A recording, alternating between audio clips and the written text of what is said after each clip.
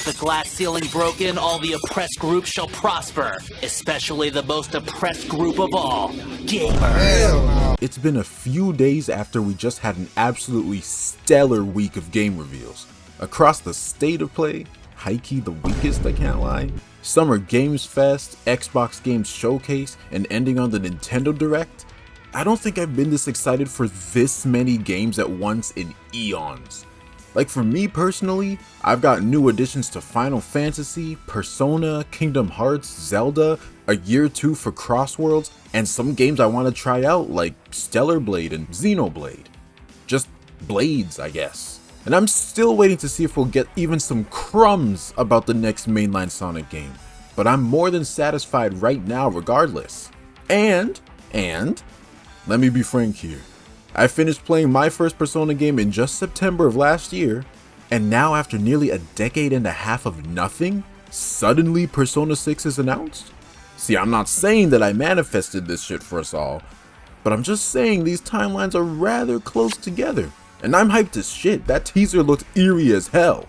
And I can't wait for it to have an incredibly jovial and cheery story where the MC loves their friends and family, goes on adventures, and nothing bad happens ever.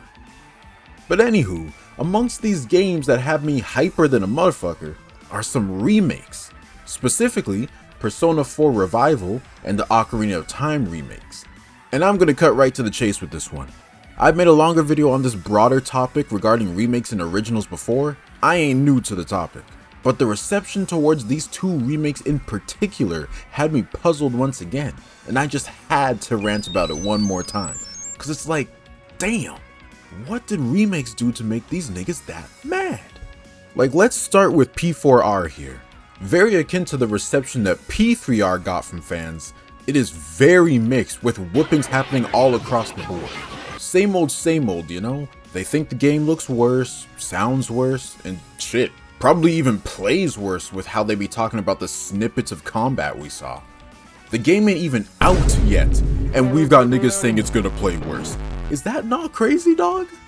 But that's just likely something that's gonna persist until the ends of time at this rate, and I talked more in depth about that in my other video anyhow. Check it out. This time, I want to focus more on the specific sentiment of the concepts of remakes being anti-art and nothing but quick cash grabs.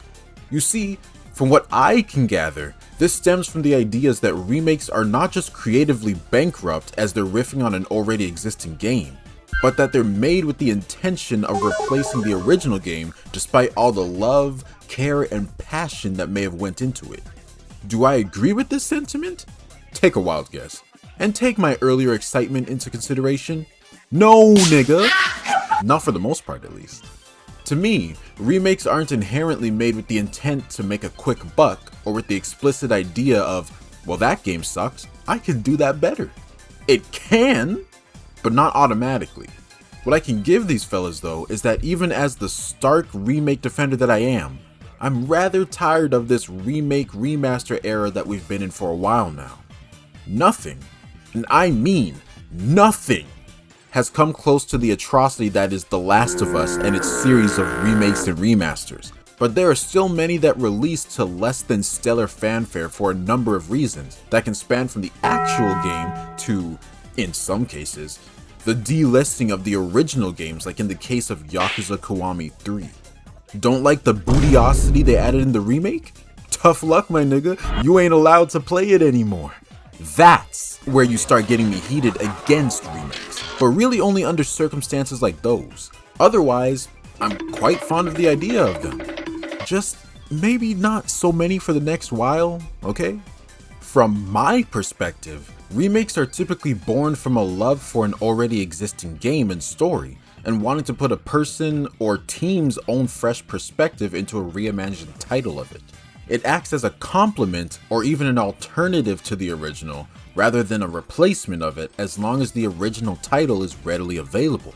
And especially when the teams behind them don't delist the originals when the remakes come out. Hence why I think all remakes should come out alongside ports of the original titles if they're not already available.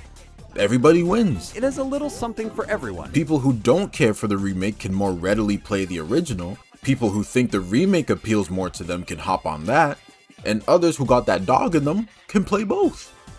I also might be talking out of my ass on this point as I'm not really as steeped into these communities, but I don't think I really see this sentiment so strongly in fandoms for stuff like movies or books. It seems more readily accepted that these aren't meant to be replacements to the original or previous versions of the story, and simply a new adaptation of them. Sometimes it's met with a bit more blowback if it's something that's been more constantly or recently readapted, but not to the general idea of it. I don't think I've ever seen someone consider it anti-art to create a new adaptation of an existing IP.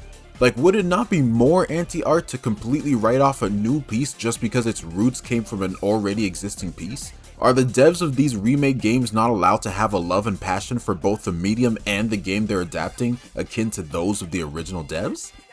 The only inherent difference between the two is that the original is, of course, the OG, so they came up with the base idea of it all. But that doesn't mean that just as much work, passion, and, I'm gonna say the buzzword, soul can't be put into a new spin on the same title.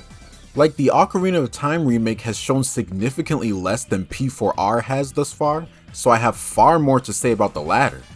But holy shit, man, does the latter look fan-goddamn-tastic. Both visually and audibly, it's got a powerful flair that makes me hella excited to play it once it comes out. You can tell that there was a lot of thought and care put into it, even from the tidbits that we've seen thus far. And, I mean, the Ocarina of Time is the Ocarina of Time. I was probably gonna play it anyways, but I do want to see some more. And yet, the same people who claim to be advent believers of games as being just as important of an art medium as any other will rush to write everything off about this title and slap an anti-art label both on it and anyone excited for it for the simple fact that it's a reimagining of the title that they supposedly love.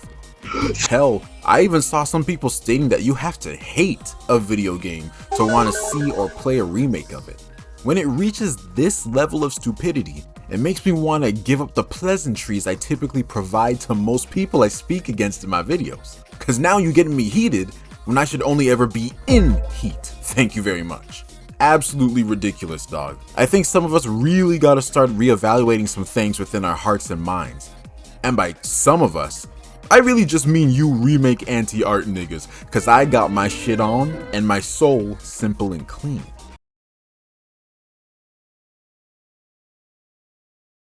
Maybe if you open your mind just a little bit more, you'll find some remakes that really grab your attention, and mayhaps you could even have as much of a blast with it as you did with the original title.